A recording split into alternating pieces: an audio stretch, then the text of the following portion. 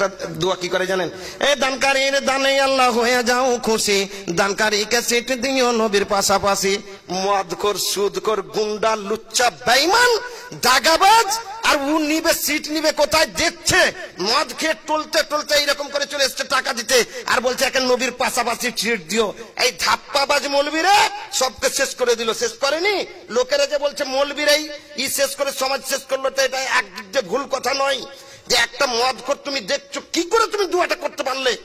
যে একজন মদখোর জানছো যে মদের দোকান আছে, এই লোকটা অসৎ, আর তাকে বলছো নবীর পাশাপাশি সিট। নবীর পাশাপাশি কে সিট পেতে পারে? একটা নবী পেতে পারে, না হলে আবু বকর, উমর, উসমান, আলী পেতে পারে। আমার মতো পাট ছাড়া মৌলবীরাও পেতে পারে না। আর ফের ওই মদখোর, সুদখোর পেয়ে যাবে কি করে? আপনি আল্লাহ নবী বলেছেন বেশি বেশি করে দোয়া করতে বলেছেন। দোয়া করা যায় সবাই জানে, কিন্তু দোয়াতে বাড়াবাড়ি করা। যেমন মনে করুন, এই যে 10 টাকা দিল দান নামেতে মকবুল, কবুল করিতে আল্লাহ করিও না ভুল। এটা সীমা লঙ্ঘন হয়ে গেল। এটাকে বলা হয় উদওয়ান। এটা উদওয়ান, যে আল্লাহর নবীর আদেশ ও নিষেধ মানতে গিয়ে আপনাকে বাড়াবাড়ি করলে চলবে না। আমাদের পূর্বের একটা কম, দুটা কম ইহুদি নাসারা ছিল। এদের সম্পর্কে আল্লাহ তাআলা বলছেন সূরা বাকারা সূরা নম্বর 2 আয়াত নম্বর 61-তে, জুরিবাত আলাইহিমুজ জিল্লাতু ওয়াল মাসকানাতু ওয়া বাউ বিগাযাবিম মিনাল্লাহ। যে এরা দুনিয়াতে এদের উপরে আল্লাহর পক্ষ থেকে আযাব এসেছিল, এরা দারিদ্রগ্রস্ত হয়ে গিয়েছিল, এরা লাঞ্ছিত হয়েছিল, এরা আল্লাহর ক্রোধের পাত্র হয়ে গিয়েছিল। কারণ কি?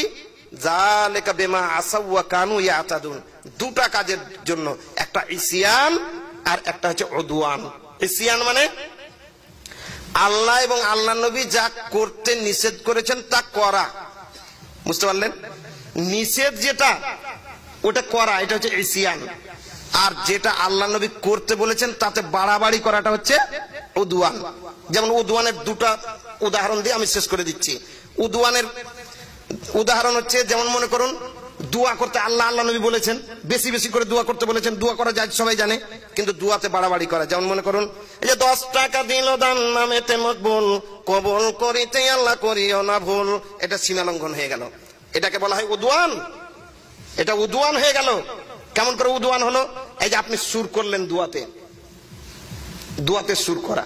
এই যে দোয়াতে আপনি ছন্দ মিলালেন, এই যে চিৎকার করে আপনি দোয়া করলেন, হলো না? আরেকটা দোয়া কি করে জানেন? এ দানকারীর দানে আল্লাহ হয়ে যাও খুশি, দানকারীকে সিট দিও নবীর পাশাপাশি। মদখোর, সুদখোর, গুন্ডা, লুচ্চা, বেঈমান, দাগাবাজ, আর ও নিবে সিট নিবে কোথায় দেখছে? মদ খেয়ে টলতে টলতে এইরকম করে চলে এসছে টাকা দিতে, আর বলছে একে নবীর পাশাপাশি সিট দিও। এই ধাপ্পাবাজ মৌলবীরা সবকে শেষ করে দিল। শেষ করেনি, লোকেরা যে বলছে মৌলবীরাই শেষ করে সমাজ শেষ করলো, তো এটা একদিক দিয়ে ভুল কথা নয়। যে একটা মদখোর তুমি দেখছো, কি করে তুমি দুয়াটা করতে পারলে? যে একজন মদখোর জানছো যে মদের দোকান আছে, এই লোকটা অসৎ, আর তাকে বলছো নবীর পাশাপাশি সিট। নবীর পাশাপাশি কে সিট পেতে পারে? একটা নবী পেতে পারে, না হলে আবু বকর, উমর, উসমান, আলী পেতে পারে। আমার মতো পাট ছাড়া মৌলবীরাও পেতে পারে না। আর ফের ওই মদখোর, সুদখোর পেয়ে যাবে। কি করে আপনি দুয়াটা করলেন? এটাকেই বলা হয় সীমা লঙ্ঘন করা দোয়াতে। এটা হয়ে গেল সীমা লঙ্ঘন। এটাই হচ্ছে উদওয়ান। অনুরূপ ভাবে একটা উদওয়ান আর একটা দেখি, আমি ছেড়ে দিচ্ছি, টাইম পার হয়ে যাচ্ছে। যেমন মনে করুন টুপি পড়া, নামাজের জন্য টুপি পড়া। কে বলছে এটা হচ্ছে বেদাত, আর কে বলছে ওয়াজিব। পাকুড়ের এক মসজিদে আমার এক সাথী নামাজ পড়তে গিয়ে, জানে না যে এইরকম ওয়ালা মসজিদ, গিয়ে নামাজ পড়তে শুরু করেছে। এবার নামাজ পড়ে ওর টুপি ছিল না ওর কাছে, আর দেখছে টুপি, ভালো টুপিও নেই, এইরকম শুরু করেছে। এবার একজন মুসাল্লি ওই ওয়াদের মধ্যে চলে এসছে, এসে তখন ওই একটা টুপি পিছন থেকে ভাঙা চূড়া টুপি রেগে ঠুকে বসিয়ে দিয়েছে। তখন ও যখন গেছে ওযু করতে গেছে, তখন টুপিটাকে পিছনে ফেলে দিয়েছে। এসে দেখছে টুপি নেই, তখন করে গেছে কি জামার বোতাম গুলো এরকম রেগে করে এইভাবে চড়িয়ে দিয়েছে। ওর ওটাই জামা আর ওটাই টুপি।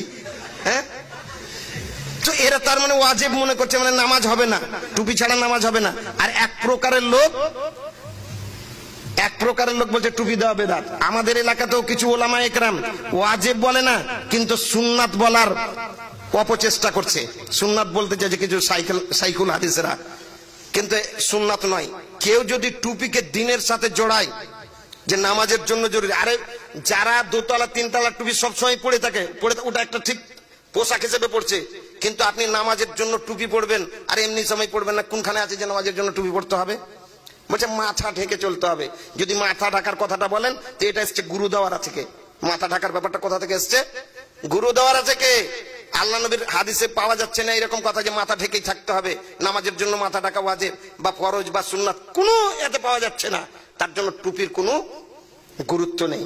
আপনি দিয়ে আছেন, আপনি ভালো মনে করছেন, এলাকায় লোকেরা দেয়, আপনিও দিচ্ছেন, শরীয়তের সাথে কোনো নেই, ঠিক আছে, এটাকে বেদাতও বলা যাবে না আর এটাকে সুন্নাতও বলা যাবে না। কেউ দিচ্ছে ভালো টুপি আছে, ওই নেটা পটাওয়ালা টুপি যদি না থাকে, ওই যে ছাড় পোকাওয়ালা টুপি, ওটা যদি না হয় তো ঠিক আছে, ভালো টুপি যেমন ভাই দিয়ে আছে সুতার টুপি, হ্যাঁ ভালো টুপি যেগুলো দেওয়া আছে এগুলো যদি থাকে ঠিক আছে, কোনো ব্যাপার নেই, ভালো লাগছে, সৌন্দর্য, আল্লাহ সৌন্দর্যতা অবলম্বন করতে বলেছেন, অতি সৌন্দর্যতা আছে। কেউ যদি খালি মাথায় ভালো করে চিরুনি করে যাচ্ছে, সৌন্দর্যতা নেই? অবশ্যই আছে। কেউ রুমাল, ওই মাক্কার রুমাল, ওই রুমাল দিচ্ছে সৌদি আরবে, তার উপরে একখানা রশি, কালো রশি দিয়ে দিচ্ছে, ওটাই ওরাকে ভালো লাগছে। এবার যেমন গুজরাটে যাবেন তো দেখবেন গুজরাটে পাগড়ি বেঁধেছে, তা একখান কাটা লুঙ্গি আবার এখানে দিয়েছে, ওটাই ওদের সৌন্দর্যতা। হ্যাঁ, এবার যখন আপনি এতে যাবেন, কেরালা যাবেন, তখন প্যান্ট শার্ট পরে, টুপিও নেই, কিছুই নেই। আমাদের এলাকাতে দোনো রকম আছে, টুপি দিচ্ছে, কেউ রুমাল দিচ্ছে, কেউ আবার কিছুই দেয় না, সব ঠিক আছে। এই বিষয়ে টুপির কোনো গুরুত্ব নেই। টুপির ফজিলত সম্পর্কে হাদিস যত এসেছে, হয়তো জাল কিংবা যাইব, যাই হোক ব্রাদারান ইসলাম, একটাই কথা বলছিলাম যে আল্লাহ নবীর অনুসরণ করতে গিয়ে সীমা লঙ্ঘন করবেন না। যেমন আল্লাহ নবীর অনুসরণে বাড়াবাড়ি ও সীমা লঙ্ঘন নেই, অনুরূপ ভাবে সংকোচনও নেই, মানে শৈথিল্য ও সংকোচনও নেই। অর্থাৎ আপনি ইসিয়ান আর উদওয়ান দুটাই করবেন না, আপনাকে বাড়াবাড়িও করতে হবে না আর সীমা লঙ্ঘনও করতে হবে না, দুটা থেকেই আল্লাহ নবীর অনুসরণ করতে গিয়ে বাস্তব। وأقول في القرآن ما جاءت به آياته فهو الكريم المنزل وأقول قال الله جل جلاله والمصطفى الهادي ولا أتأول